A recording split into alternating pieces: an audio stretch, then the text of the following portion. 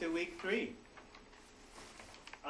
We're going to probably end with a section on the drugs because I want to continue talking a little bit about culture because it will also give you no signal. I don't think he's turned it on. It's hard to get good help these days. I put it in my pocket because it fell off the clip. Okay. Fell off the belt. All right. You'll let me know by talk back if there's signal or if I see you again? We'll assume it's working once All we right. see you. Let's. All right. I guess I'll just show you. I answered a question about nicotine and other things, and we'll talk about the general. There's 2 ways you can get high. You mean reducing it down. So, but before we do that, it's always good when somebody's teaching you to understand what their biases are, and hopefully they tell you up front.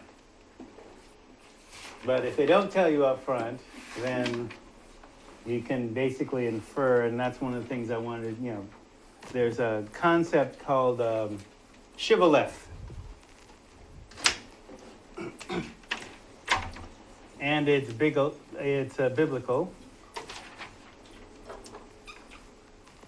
Did I mention this before? Okay, shibboleth. It's from Judges. When the nation of Israel, after the Exodus from Egypt, being ruled by various different groups of folks, one was the Judges, they were at war with this neighboring set of folks. Now, given that they're all from essentially Africa, which, the British renamed Middle East as if that's different, because it ain't. But, they consider themselves part of Africa, with all that whole part of the Garden of Eden without even getting into that. So the 2 warring factions looked like each other. Let's just say that. They were not white. Right? But their languages were close enough so that this describes in Hebrew a torrent of water, like a stream or a creek or whatever, right? So in Hebrew, it would be pronounced shibboleth without the H, and the enemy was shibboleth, right? So who goes there? Who are you? What is this? You pronounce the right word the right way. You're friendly. If you don't, we off you. Okay?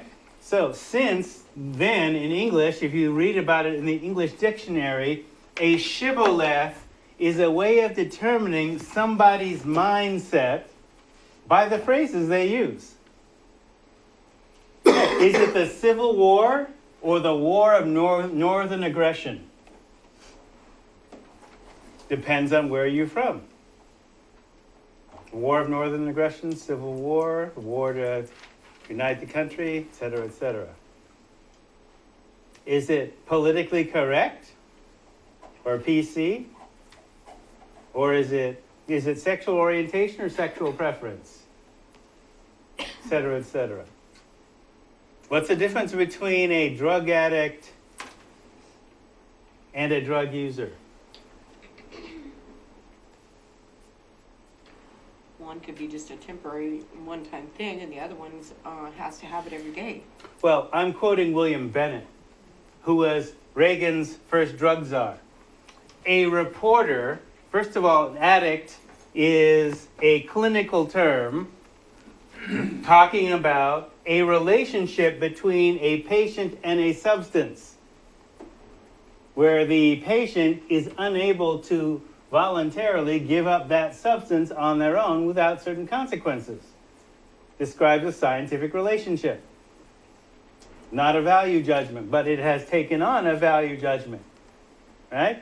So William Bennett basically said when a reporter was discussing Wall Street stockbroker cocaine use and correctly using the term addict, William Bennett, conservative Republican, said that the stockbrokers are not addicts, they're users.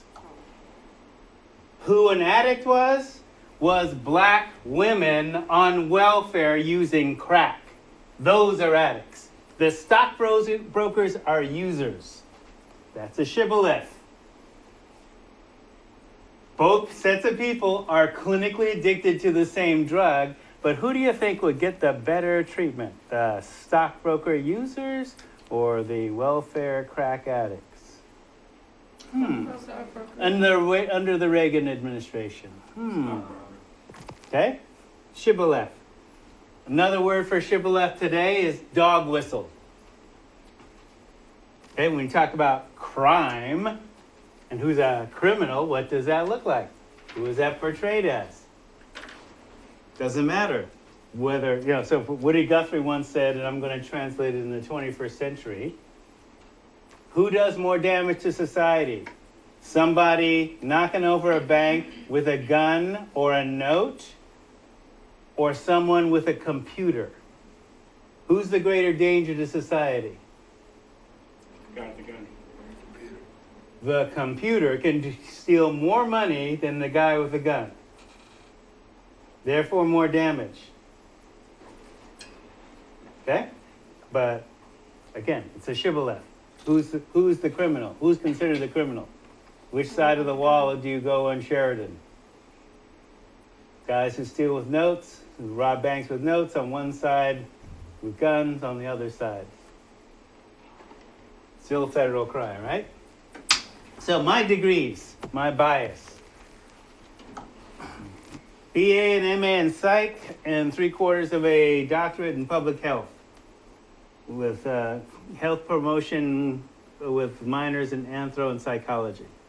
So I'm a Maroon, which is an African native hybrid, and Maroons study history and culture as part of the analysis to come up with new solutions.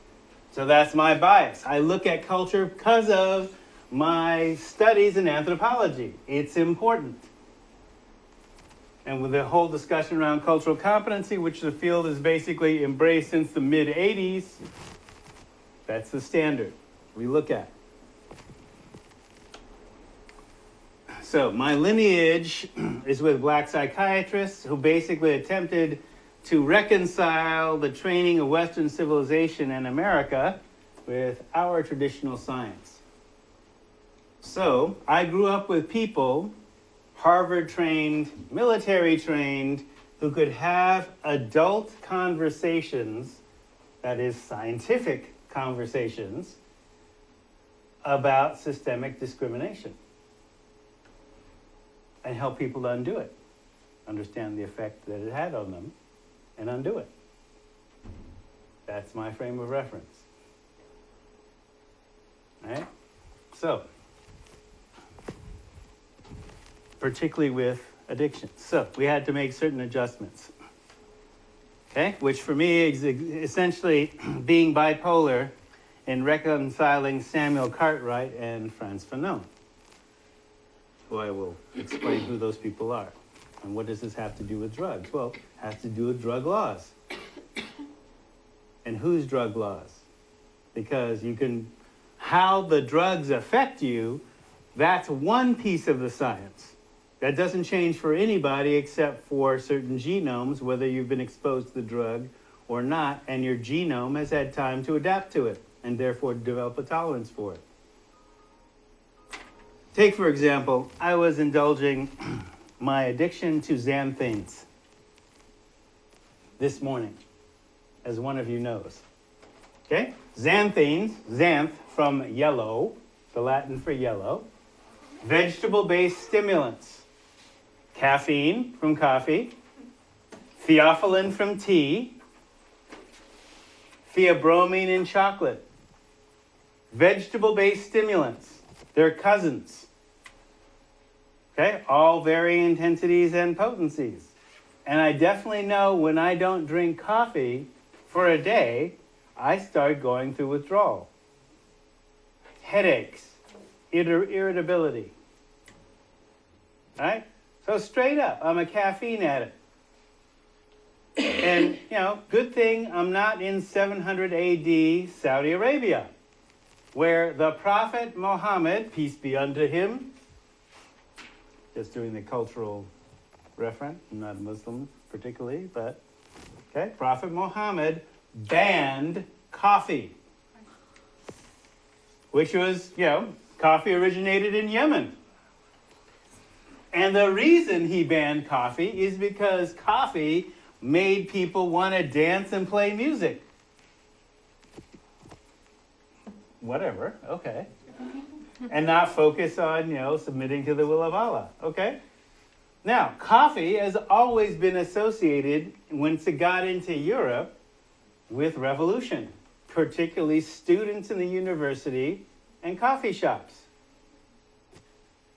Hence coffee shops and cafes and internet cafes. You notice an internet cafe without coffee? Okay. Well, that goes back to Paris and Europe. The same associations can be made with students in a European-style education. The same connection going back 800 years can be connected with beer and students because of the association between the church, which used to run the schools, and breweries. So when Ronald Reagan, basically started the modern prevention system by saying that all K through 12 and also higher ed had to have an alcohol and drug prevention policy, that was the first time in 800 years that higher education or the educational system, i.e. Western civilization, attempted to put brakes on drug use, other than prohibition. I'm talking about within a school system.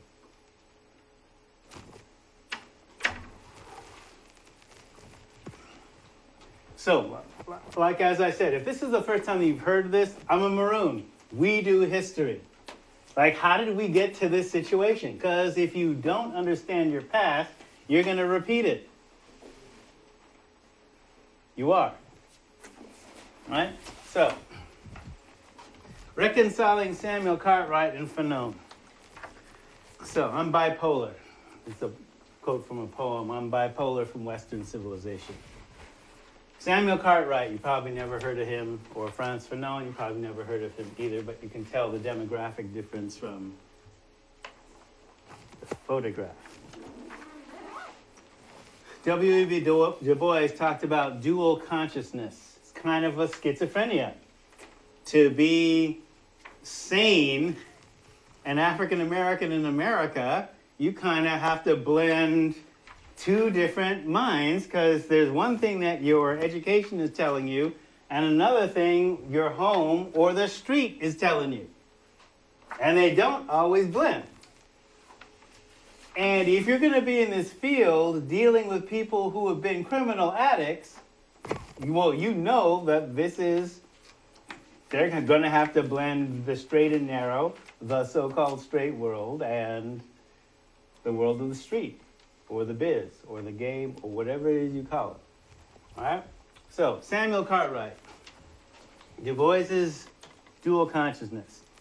Now, when I did a mock biopsychosocial on myself, you notice I talked about a mental condition called drapetomania aegypticus. Cartwright coined that. Now, the reason I bring this up with Cartwright is he's the ancestor of the modern American Psychological Association.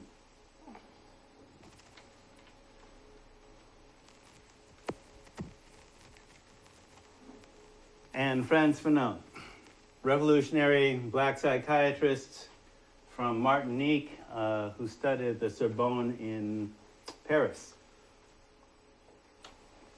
Sociostructural violence. So, cycling between Western civilization, also what is known as WSCP, also known as white supremacist capitalist patriarchy, or as one white writer refers to it as the matrix of domination. Okay? So, if your education and training fail you and your clients, is there nothing left? Well, there is something left. So, Samuel Cartwright, Drapetomania aegypticus. He's a white Southern Confederate physician. He coined maladies which afflicted runaway slaves. Now, remember what I said about Shibboleth. Is it the war of northern aggression or the Civil War? Depends on your point of view. From his point of view, he thought as has been taught here at Lane Community College, slavery improved black people. Because we were in a condition of savagery in Africa. Forget pyramids, forget writing, forget algebra, forget a whole bunch of stuff. Medicine. Forget any of that stuff. We're savages. Right? So, okay. So, drapetomania, the flight from home madness, a mental illness that caused slaves to run away from slavery. In other words, you're crazy to want to escape slavery.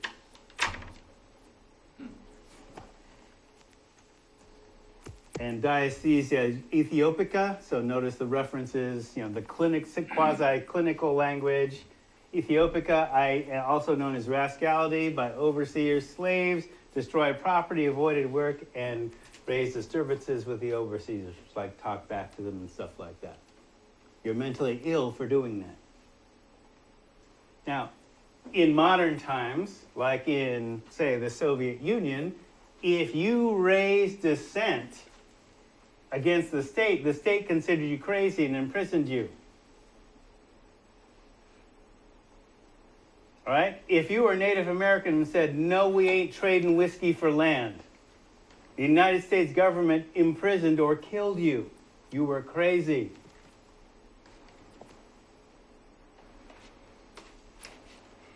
Okay? So, when we talk about the official point of view, so these disturbing issues, right? So Cartwright's ideas were incorporated into what became the American Psychological Association. He felt racism was a normal scientific fact. Because like I've told you before, they also thought women were crazy and the treatment would be heroin. So I'm not politicizing. This is history. This actually happened. This was their worldview. These medical people that have only believed in germs for 150 years. So his observations and practices were based on that view.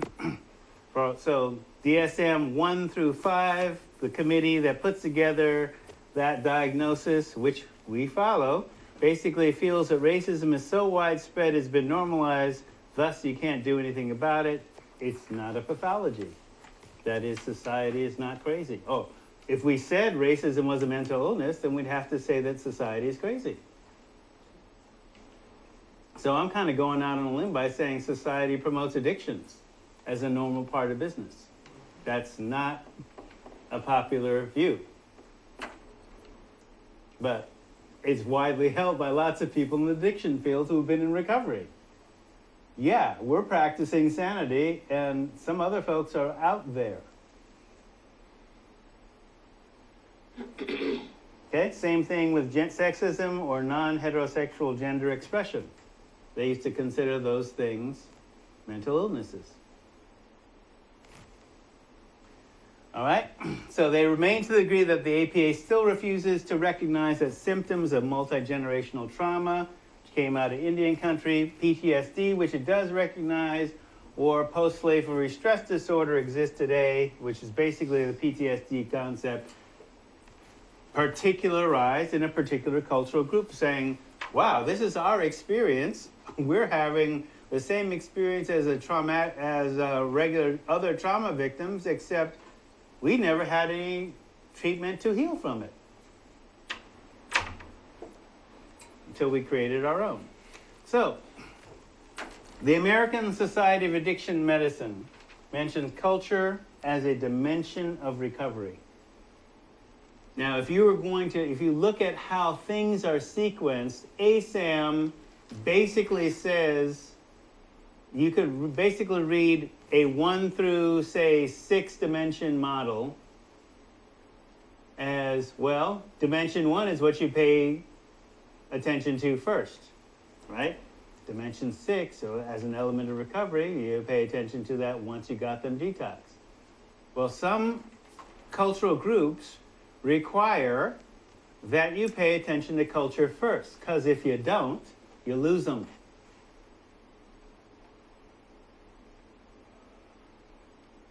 Okay, as soon as they're ready. So basically we found out in women's treatment, oh, well, once we found out scientifically 75% of women are suffering from sexual abuse trauma. Maybe we better address that, like up front, day one, by somebody who's competent to deal with that. Because otherwise, you're going to lose them. They will relapse. Right? So I believe culture or a cultural deficit sometimes is the cause of addiction. So if, for example, you're a multi-generational trauma or post-slavery stress disorder or other cultural destruction survivor, meaning if you had what are referred to in the literature as protective factors,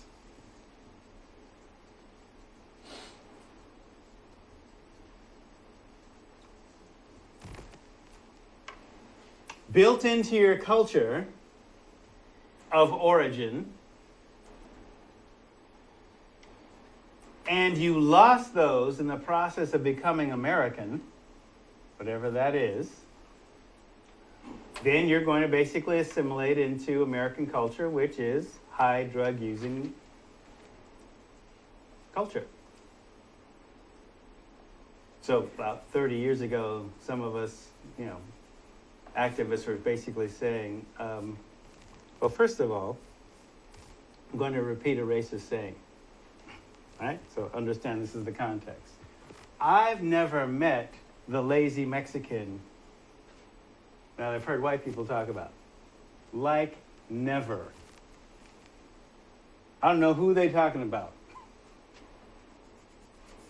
All right? So when folks come here and they're willing to do work that Americans aren't doing, like, have you ever done farm work? I did for a week in college. That's hard. And I was working side by side with a school teacher and a lawyer who had to leave Mexico because they would have been killed. So they're doing farm work. And here I was, snotty-nosed college kid, drinking my Coca-Cola in 90-degree heat, picking strawberries. And I'm slow. And I'd make a bad slave, too. Because I'm lazy compared to them. Buckets and buckets and buckets, flats and flats and flats. And I basically had this one little bucket, same amount of time. Don't tell me Mexicans are lazy till you can beat them. So here I was drinking my cold Coke, and they're drinking hot coffee. Thought that was crazy until I tried it. Cools you down in 90-degree heat. Okay, Coca-Cola and caffeine, a cup of coffee might have the same amount of caffeine, maybe. But that was smart. So I paid attention to, okay, so this culture, you don't sass your elders. High value for education. Hard work. Teachers are held in high respect.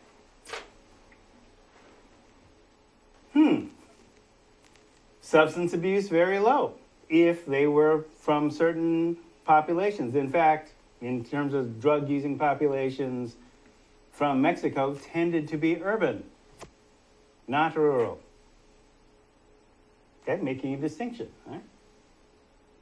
So here's that dimension of culture. Notice within a particular cultural group, there's multiple cultures operating within them.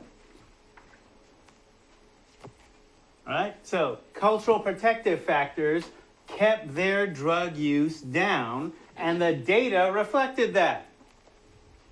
Now, here's what happened. The longer the kids remained in America, the more their drug use went up. Particularly with, and this is reflected in my own experience, if I had stayed in schools in South Central LA, my drug use would have been down, but because I got bused across to Bel Air, to the number 1 and 2 dope schools in LA Unified, Uni High and Palisades, because I went to school with movie stars and lawyers' kids, Mr. Spock's kids, to name a few. Okay?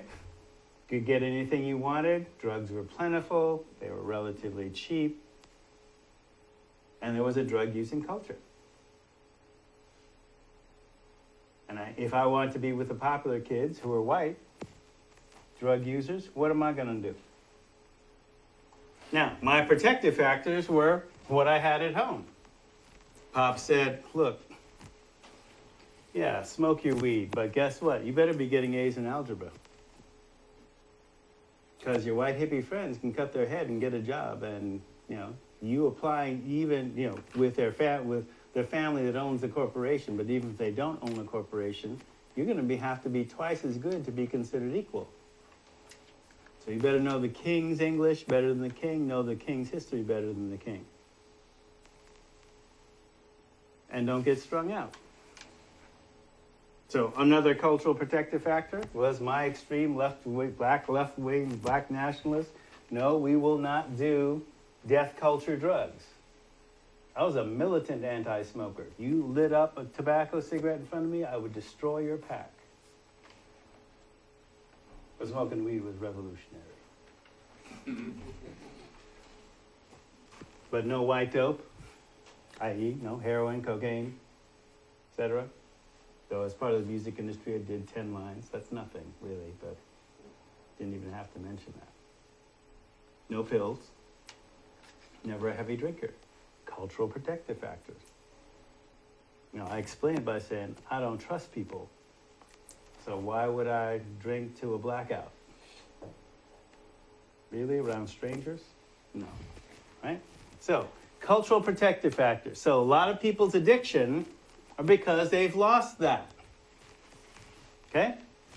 So if that is a problem that often remains undiagnosed in a mainstream approach, I start looking at culture from the beginning, the jump street, get-go, whatever. So that's the culturally defined science within communities of color which have addiction science older than Western civilization.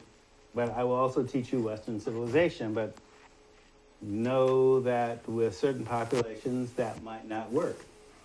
And sometimes the mainstream approach doesn't even work with white people. But we still teach it because this is that system. Okay? So, for some cultural groups, their addiction is the result of self-medicating, unresolved, attempted genocidal cultural destruction.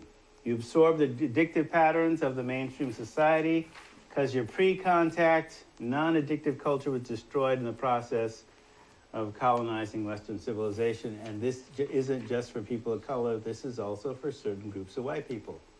Russians, Germans, the ones that are stereotypically high drinking. Their high drinking patterns came from somewhere. They weren't always there. Because if you started doing that, you probably won't survive as a culture.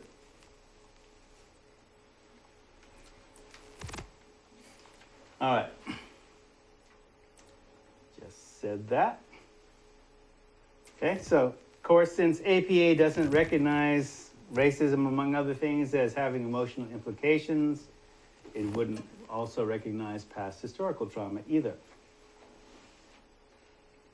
Okay, so a lot of work on culture and addiction has been pioneered by people of color as a response to the non-response of mainstream society.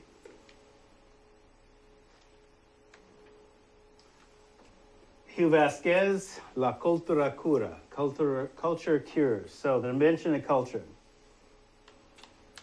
Okay, so that cultural competency skill, navigating the dimension of culture and the multiple levels and dimensions of culture to look at. So it's not race or ethnicity alone. Race and ethnicity are often the most obvious place to start algebraically. So you know algebra? Okay, so order of operations.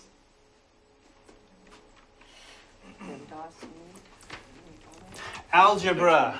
So this is counseling theory, right? This is CPSY200, understanding addictive behavior, right?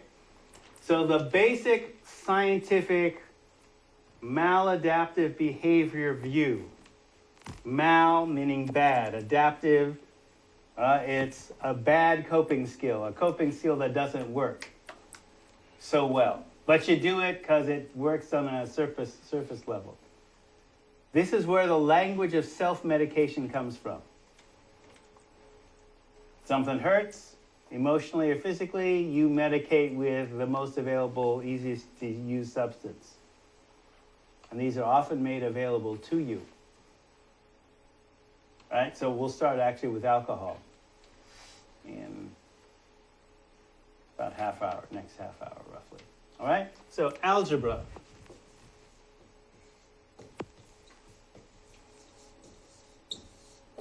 Means the mending in its culture of origin. Okay? The image is of, sorry, I'm a psych major, not an art major. This is a broken stick. Okay? The image is of a broken stick, and the equal sign unites the broken halves. Okay? So in algebra, you have to know your times tables, your division tables, and addition and subtraction. Right? Okay. So in order of operations, they call it PEMDAS. Please excuse my dear Aunt Sally. Parentheses, exponents, multiplication, division, addition, subtraction. Do the hardest thing first. And you work it through and you get the correct answer. Okay? So applying this concept as it did in the original culture, it wasn't simply about computation. It's a spiritual journey. Okay? Applied to the counseling field, here's the order of operation. We'll call it PILFDAS. Pain, loss, fear, depression, anger or anxiety, serenity. You could do sadness too, but that's why depression is here. All right? So what you do is you have to go to the center of the greatest pain that the client is willing to look at. And if you're a pro, that means you have to know what it is up front from what they're telling you. Because they might tell you, but they might not necessarily do that consciously. They'll just have a slip of the tongue, and they'll tell you. Like I said the other day, you're missing major pieces of your childhood. Something erased them. Either it was a traumatic experience, a drug experience, which is also a traumatic experience. But if they're gapped, that's a sure sign of a lot of different things. But they're definitely coming to you in treatment for some reason. If they are homeless, boom, trauma right there. Being homeless is traumatic. They've been in corrections, they were raised in foster care, boom, traumatic. All kinds of stuff. Go to the center of the greatest pain that they're willing to acknowledge. What did they lose? Also, what do they have? What are they afraid of? Teach them how to have courage. Where are they depressed? Look for depression as a sign of stuffed anger. Anxiety, what are they afraid? See, these things often loop into each other again and again till you get to serenity. Doesn't mean the past changed, but their relationship to it changed. Like I said, I don't trip on going to the Alice in Wonderland teacups in Disneyland anymore. Now it's sticker shock. $100 for an adult? Dang, Walt.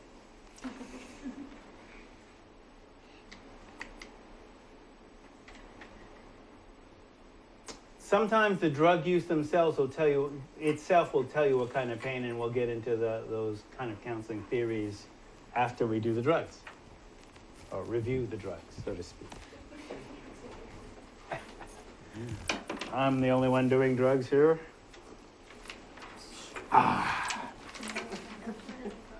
Getting my cha. Okay, so the center of the greatest pain, even for white people or people who are white identified. So race and ethnicities are often used as discriminators in American institutions, including the treatment field. So black practitioners do not have the option to be culturally incompetent or discriminate with white clients in Oregon. Not an option. White practitioners often discriminate, and you also find some black practitioners that will have assimilated and will discriminate, so I'm not saying that they don't. Okay, so I don't see color blindness as actually a form of discrimination. So, actually, you need to go from color blindness to cultural competency and cultural proficiency. So, color blindness is actually kind of like a little untruth. You're actually saying you think you don't discriminate, you see it as well as someone's, because when you look at a person, you see their perceived race, you see their gender expression automatically without thinking about it. And it's like I was saying the other day with discernment and discrimination. Discernment is noticing that there's differences without assigning a value judgment to it. Discrimination is assigning a value. It's there. It's part of our psychology. We're taught this. Certain things are taught to us as better than others.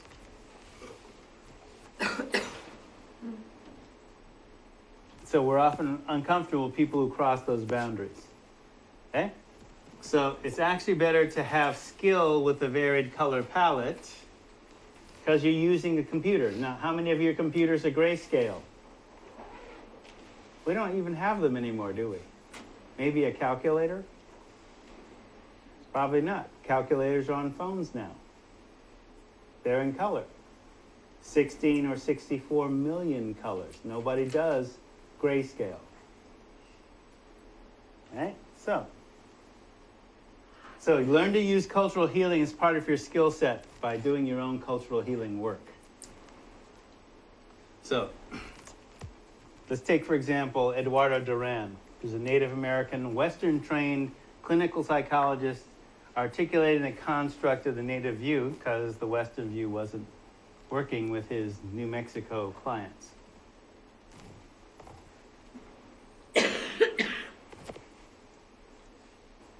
He said, and I quote, "In effect, psychology is the enforcement branch of the secularized Judeo-Christian myth. Our discipline has been a co-conspirator in the devastation and control of those who are not subsumed under a white male heterosexual Christian subjectivity." In street talk, just like we were talking about before we started with Santa Claus,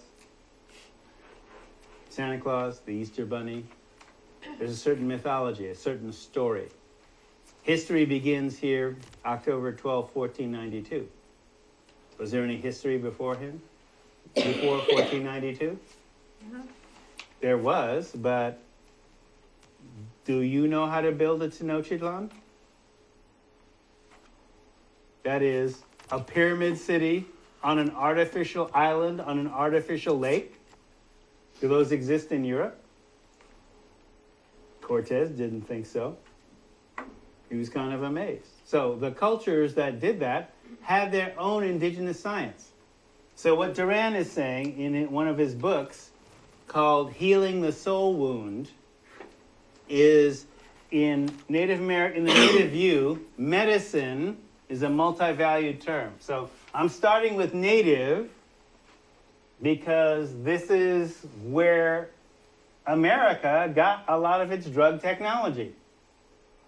800 different plants and herbs, including petroleum jelly, came to us from Native Americans. 80 of which are pharmaceuticals today.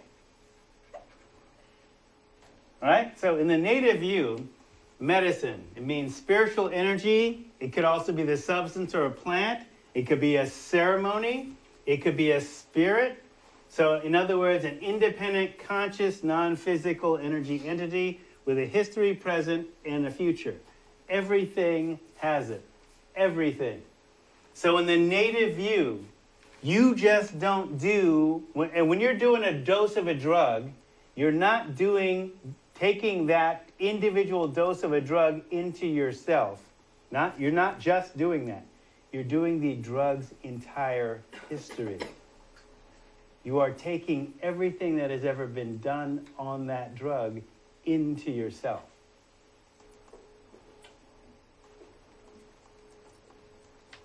Okay? Without question. That's their view. Or that is a view. Okay? So when you take a substance that alters your consciousness, that substance, that medicine, has a spirit that must be acknowledged and reverenced in a humble and prayerful manner. And if you don't acknowledge it, it takes a piece of you, in particular your body, as well as a piece of your soul. So, for example, tobacco. Okay, in native culture, it's used only for prayer.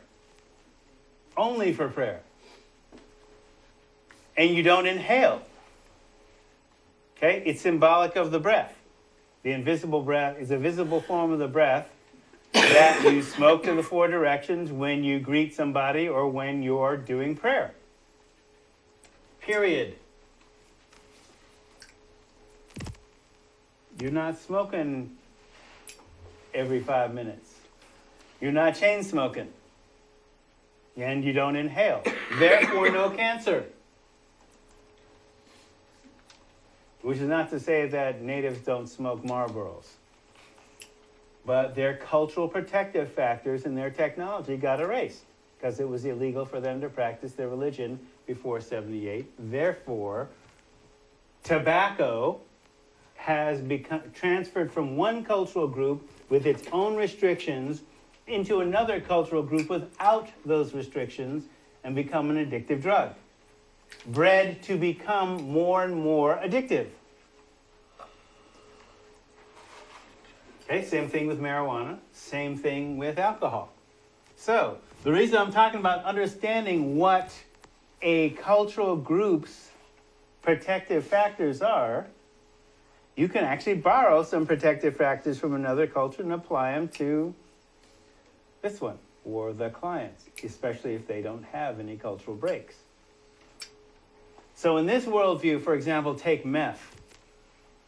Meth was designed to instill a killing frenzy in soldiers, Japanese and German soldiers.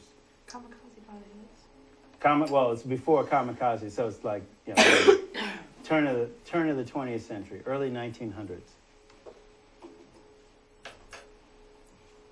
All right? Killing frenzy. So not just kamikazes, but also modern day berserkers. Right? And you do unspeakable things on it.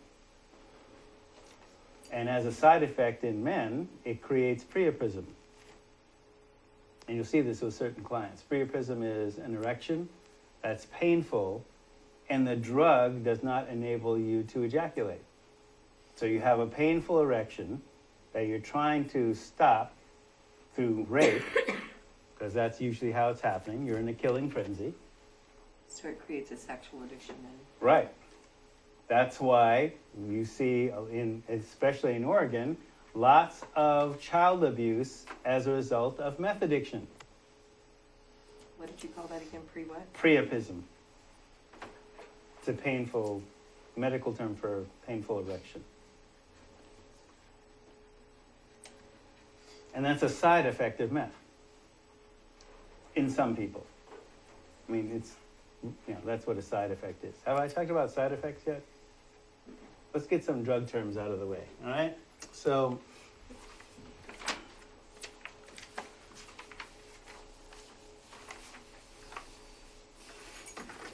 all drugs have effects.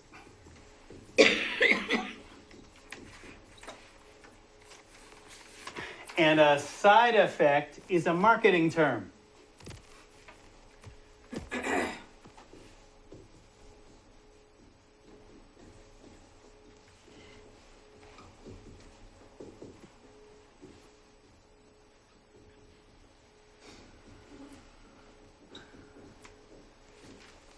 for a naturally occurring effect of the drug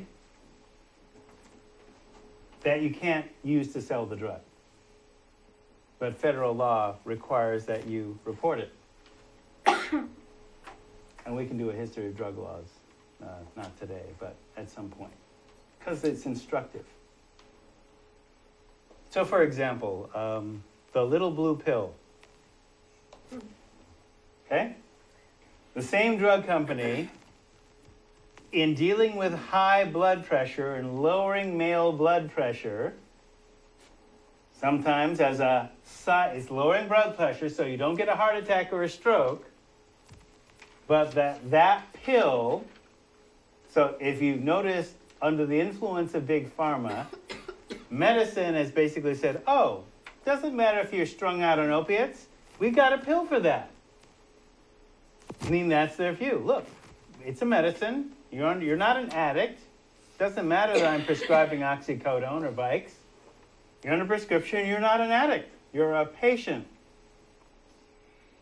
Now, this may seem like splitting hairs, but okay, that's the view. That's the view that we have to look at and accept. It's a contradiction, particularly if you're in recovery. Sounds like this is being a legal drug pusher. This is the view of lots of folks in recovery. I'm not going to argue with that. But as pros in the field, we have to recognize and do consumer education. Say, look, okay, so if you have this blood pressure lowering medication, right? One of the side effects is it's difficult to get an erection because of that lowered blood pressure.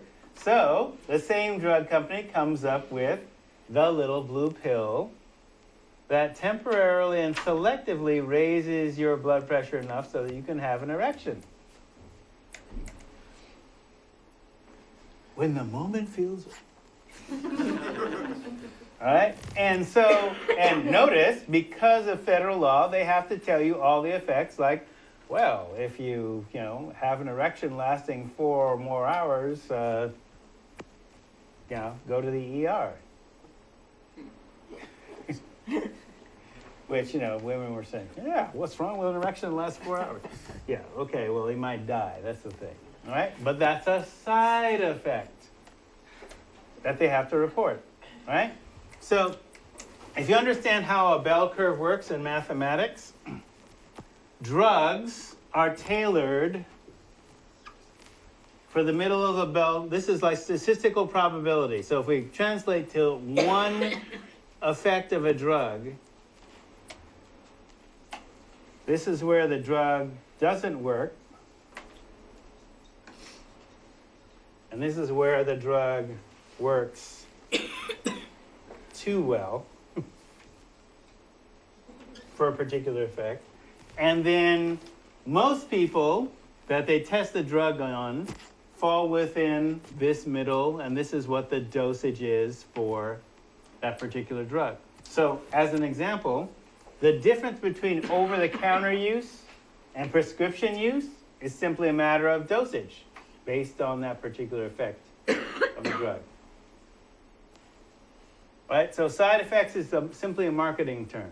So as an example, right, well, as I was saying, priapism is a side effect of meth use. Another side effect is you have decalcification of bones and teeth. Skin problems, jittery, hallucinations, all kinds of other things, right? So in terms of looking at this issue of culture, right? If you don't acknowledge the medicine, it takes a piece of you, in particular your body, as well as a piece of your soul. In Native American, what I call axiochemistry, within their worldview of how substances work, well, if you wanted to alleviate that, I'm not going to say that you acknowledge the spirit of meth, but this is one of the things that Duran is saying.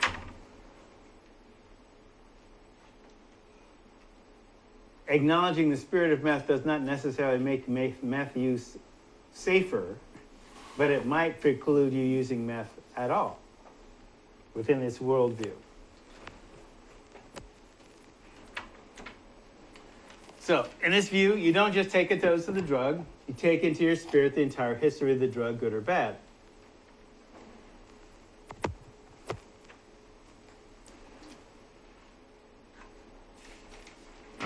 So this is, of course, not the only drug that people abuse children or rape people on. And it's not saying we're throwing out the Western scientific view either. But other cultures have a framework that's older than 150 years about how you approach powerful psychoactive substances. So in the native view, part of recovery is not just about you, it's also about your relationship to the rest of the universe, including healing your past, your present, and setting a tone for the future. Okay, the substance can facilitate that or hinder it. So a medicine person is a trained professional within their particular culture who got their training in a system older than the university system. And they're trained in the therapeutic use of mind or mood-altering spiritual technologies, some of which might include plants, right? So there is a branch of the well-brighted movement that uses peyote as a cure for alcoholism. Sometimes this is protected by federal law, and in Oregon it once was not, and I actually created a defense for people like our friend Al Smith, who was in recovery, and apparently went to a peyote meeting, not even in the state, but reported that. You know, he was in recovery for 40 years from alcohol, but they said he had relapsed, even though his peyote use was religious expression and protected by federal law, but not protected by Oregon law.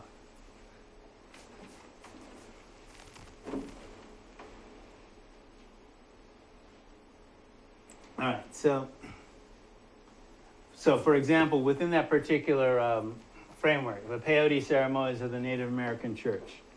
These gatherings are held to pray for the healing of specific people, and it's not a group of people getting high. You sit down from dusk to dawn with a water break at midnight. That isn't getting high. Trust me. Sitting in a teepee for 12 hours, can't get up except to take a pee break at midnight, that ain't getting high. Right? So within the well-brighting movement, it's one technology for alcohol recovery.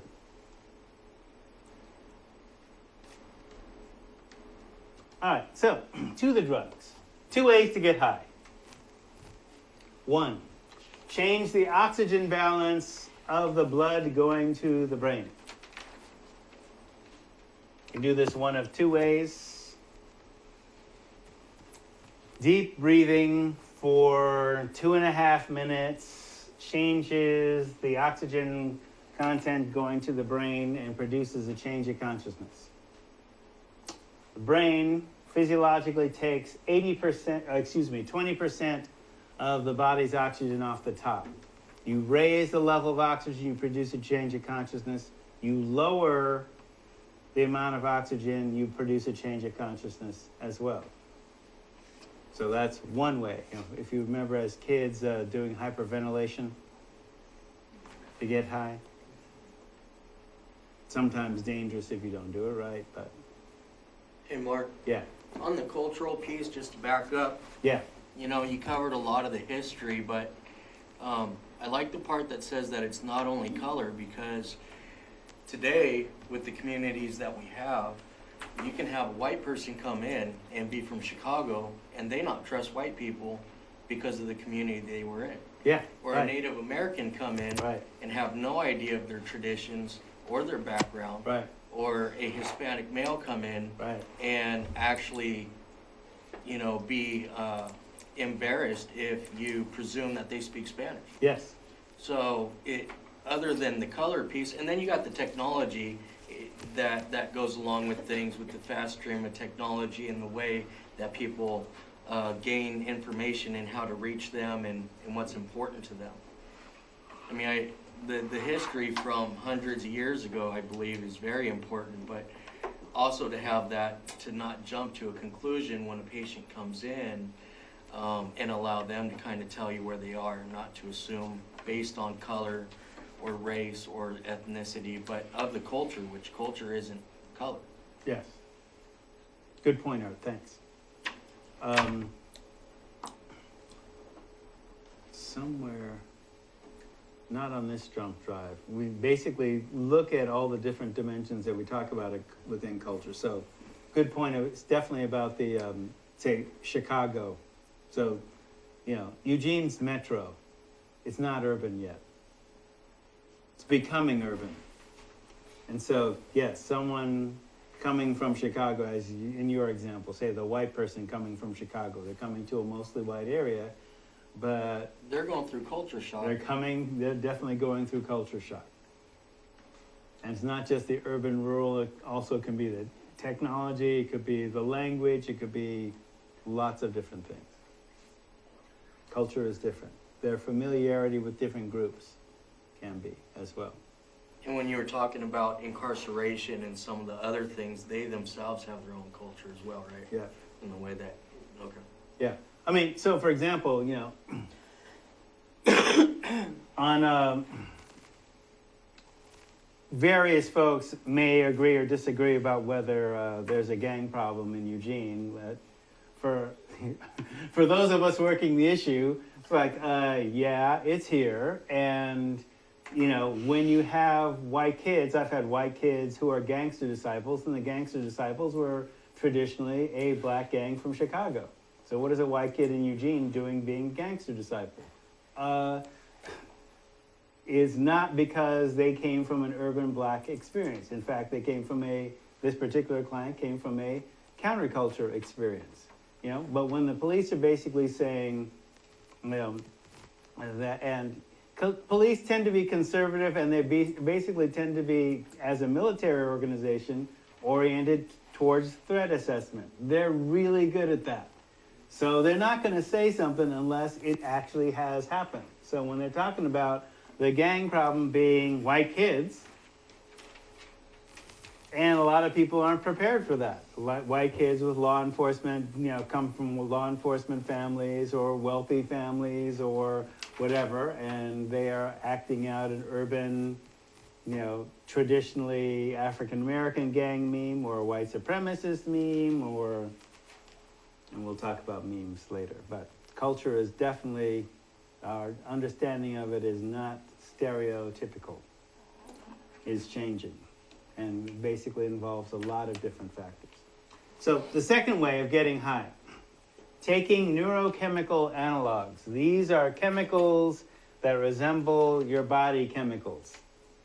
And we'll talk more about that probably Thursday. But this is a bit hard to read, but I'll trace it. So here is BC, here's AD. So 7,000 BC to basically now. And it's just tracing a brief history of the alcoholization of Western culture. So I told you this class originally had its start in Drug 101. It's basic training for the state, for drug counselors, starting in the 80s. So part of that started with, okay, where did this problem come from? Most people and the industry, that is the treatment industry, started out with AA. That was the first recovery program recognized in Western culture. And indeed, the Wellbriety movement starting out in the 1700s, Handsome Lake said, yeah, alcohol is my problem. And losing my Indian way of life was my problem. And that's how I recovered, by taking back my Indian way of life. But if you didn't know about that, how did Western culture get alcoholized? Well, this is how they started it, right? So our word, alcohol, starts from the Arabic word alcohol, meaning the essence. Essence, C. So we first got alcohol technology from the Egyptians. So basically, as I had explained before, if I recall correctly, if you have a climate that supports fruit going bad at room temperature, you can have alcohol technology. Okay? So beer, wine, etc. But if you want stronger alcohol, distilled spirits, you need metallurgy to create a pressure cooker. Does it make sense? You can't do ceramic pressure cookers. Right? You need metal. So, Egyptians who used metal to build pyramids. You can cut limestone blocks with knives, then you can make a copper vessel. Okay? Distilled spirits. Now, it was a state secret in Egypt. Every pharaoh or queen, as well as the priests, had access to the drug technology, including all the herbs, snake poisons, Cleopatra and the asp, all that stuff. They were trained practitioners. And their particular cultural value is, we don't just evaluate a substance, we also evaluate how it's going to affect the people. And whether we should let the people just have unlimited access to this substance. So in Egypt, distilled spirits were a state secret. Everybody had beer and wine, and in some cases, drinking beer or wine was actually healthier for you than water because the alcohol killed bacteria, right? Killed the yeast that made it, so it would kill harmful bacteria, and as a byproduct of fermentation, you get B vitamins, among other things, all right? So distilled spirits were a state secret until the Egyptians got conquered by the Greeks, who then took that technology and then spread it. So if you look here, so it starts with Mesopotamia, Phoenician winemakers, heavy use in Greece, Rome, and then from Rome, the Romans conquering the Scandinavians, Ireland, England, Germany, France, Spain, etc., etc. Then you have Christian, like Christian Brothers brandy. Brandy's distilled wine. Russians, vodka, etc., etc. Right? Boom. Then you lead to heavy use in North America from England. This is where, if you heard me talk about this is where you get the Puritans giving rum to 4-year-olds to put them to sleep. We'd never do that now, but in 1600, that was regular run-ins. The natives looked at, firewater to kids and pregnant women? Native Americans knew 4,000 years ago that drinking alcohol hurt the fetus. But in Western culture, we didn't develop the concept of fetal alcohol syndrome until, when was that? The 70s. 1970s. Right? Here you have in Islam, Muhammad bans the use of alcohol in 600. Parallel culture, the Jews refined their culture, and basically we can drink wine for religious purposes. China, in a 3,000-year period, goes through alcohol prohibition 10 times. In other words, they ban alcohol, just like we did, 10 times in a 3,000-year period. Okay, so clearly prohibiting something doesn't stop it. It just drives it into an underground economy if you have an urban-style civilization like they did. So one of the lessons that we can take with our modern prevention and treatment movement is, okay, we need to do skill building. Because simply banning something won't work. Legalizing something, you're still putting the drug technology in the hands of drug sellers instead of the healers. Not an improvement, unless you've got some science to back it up, which it's crude at the moment. But we have the potential to do better. I'm going to a prevention coalition meeting tomorrow. It's like we're focusing on teen marijuana use and teen pharmaceutical use. And one of the issues is, okay, are we moving towards legalization? And my thing is, look, you've created a society where money is ruling everything, and so the drug dealers are against legalization because it cuts into their profit margin, even if you decriminalize it to keep people out of the criminal justice system. That doesn't make the problem go away because you haven't dealt with the skill building piece. Okay? In the native view, it's still a medicine.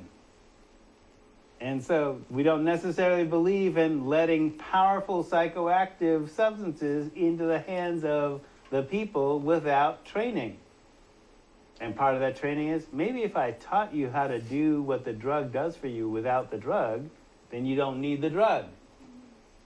Let's try that. That seems to work better. I'm doing a class, and I do the contract group for people that are in trouble. Treatment, in a treatment group, yes? In a treatment center, Yeah, right. for people that are on their last chance because they have several marijuana Right, drug screens. But they're there for an opiate addiction. I work at a methadone clinic. yeah. So they're there for an opiate addiction. They don't understand why the marijuana is an issue because it's a separate drug, and they come from generations of hippies. Their family started the Grateful Dead, and they toured as kids, and it's part of their culture. So when you're talking about culture and the history of the drug, how do you address that with a patient? Because they don't see, and maybe it's me that's not seeing, that one leads to the other. You know, if you continue to use a drug, Right. sooner or later you'll go back to your drug of choice. Yeah. I use the simple adage, pills are not skills. Okay? So, within the second way of getting high, you're simply using, in marijuana, THC is an anandamide analog. Right? So, anandamide is the chemical in your brain that most resembles THC. That's why you get stoned. Right? That's the second way to get high. Take a drug that resembles a substance that is already in your brain. Right? So if I taught you to modify the anandamide levels in your brain, you don't need the weed. Right? So the working worldview of the medical community in treatment-based, medically based treatment is we need to have you abstinent from all psychoactive chemicals. Except for the methadone, the ones that are prescribed, right? That's the worldview. Certainly, you know, people in recovery who basically kick from street heroin are not down on methadone, but again, the field rages. So the model is basically abstinence from all mind or mood altering chemicals. And also that's what the law says. So you might have people who actually have medical cards, yes? Yes. Right. And that just justifies the hell out of it. And Yeah. then you have the issue of it's state approved but not federally approved. Right. Right. And then if the agency is receiving federal money, Mhm. they're not understanding that piece. So it's really a mixed message to the addict. And most addicts will cling on to anything as thin as a spider web Yeah. if they can hold on to their drugs. Right. Or some form of changing the way they feel. And, you know, part of, so it doesn't help, say, if I use the native view and say by tribe. So What's your in spiritual traditional, views? yeah, which depends on, you know, which culture and tribe you're talking about. But say among the Lakota, the only people who were allowed to use the little smoke were medicine people. And they were the only, and that was to seek vision for others. So nobody else was allowed to use it. All right? So, but you can't necessarily translate that if you're not Lakota. Right? Well, what's the value? You know, so that's why I go with the emotional approach. You know, I personally use weed to medicate my anger as a high school and college radical. And I was righteously angry for a good reason. Actually, lots of good reasons. But what happens with the effect of a drug, the effect that you're taking it for drops. It stops working, and you have to take more and more and more until you reach a plateau where it stops working for anger management. And weed is very inefficient anger management anyway. Right? So that's why the skill of self-soothing And being able to calm yourself in a way that's more effective and long lasting than the weed is a more powerful seller than some of these other things. That's the approach that I would use. There's a Q, you, and then him. Somebody over here. Go ahead. Well, I have this packet that I have to do for work, and I've been reading it, and it was talking, I kind of have a model, something like this, but it states a little bit different things on there, like that wine was given as like a gift, and beer was given to slaves as a reward, like in the Egyptian times, for building the pyramids. But the one thing I found interesting was they found these clay tablets from 4000 BC in Iraq and Iran stating that they used wine and the grapes as a solvent to make opium. Yeah. That's, Yes. You can do that. didn't know that. Yep. Right, because the alcohol is a solvent. That is, things dissolve into it. And you can soak, opium poppies, and opium poppies, Coca leaves.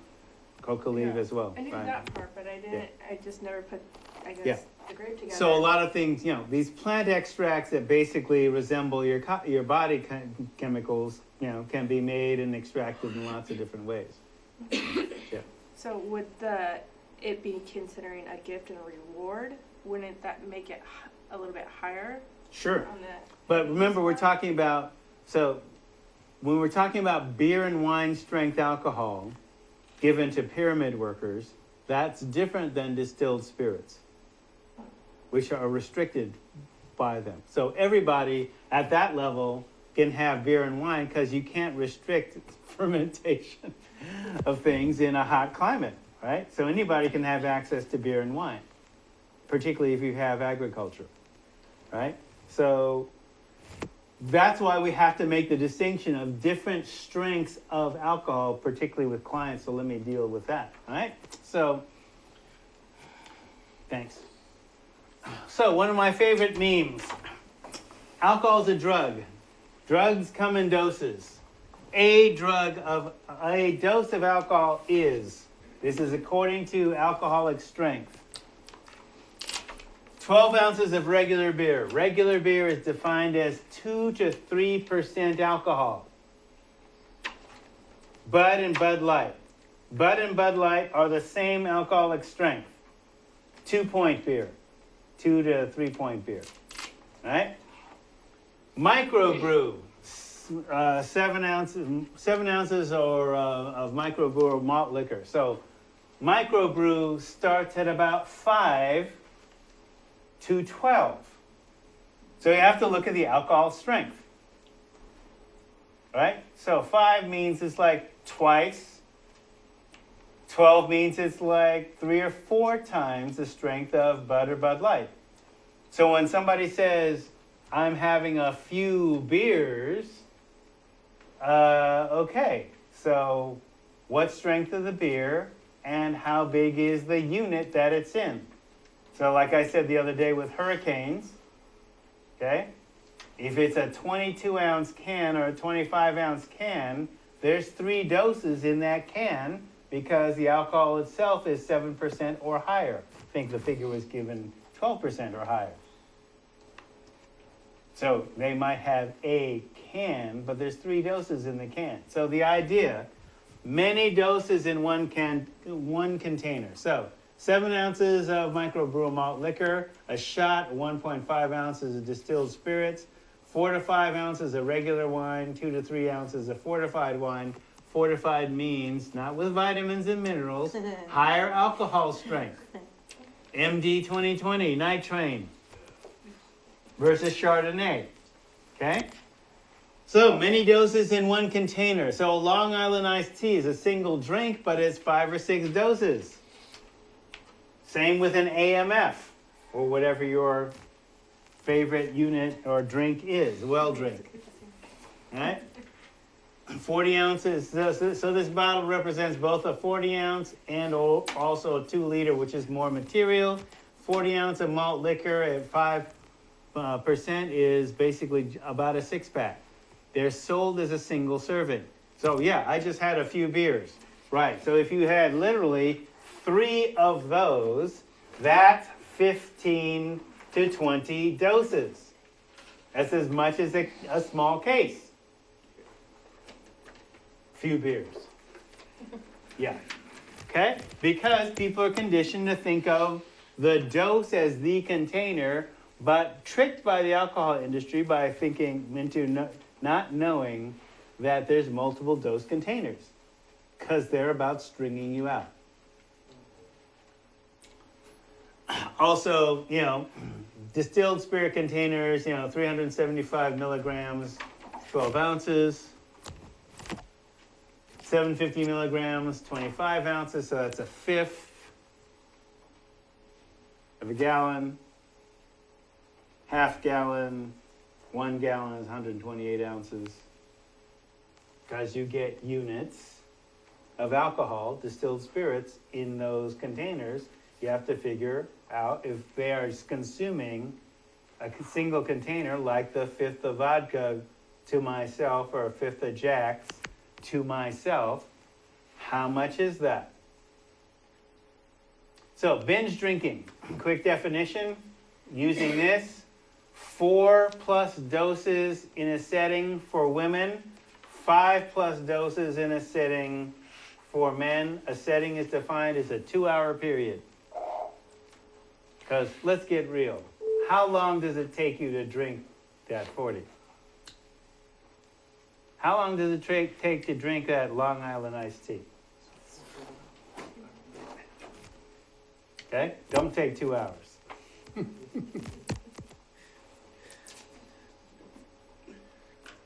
You said 2 hours is a sitting. Yeah, well, we used to say sitting, but in a 2-hour session.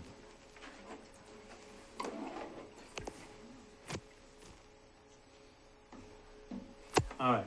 So this is what I call an induced ignorance addiction, because basically the alcohol industry markets binge drinking units as single servings.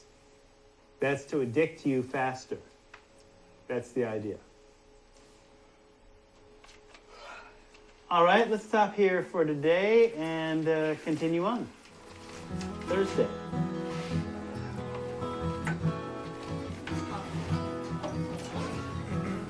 Hey.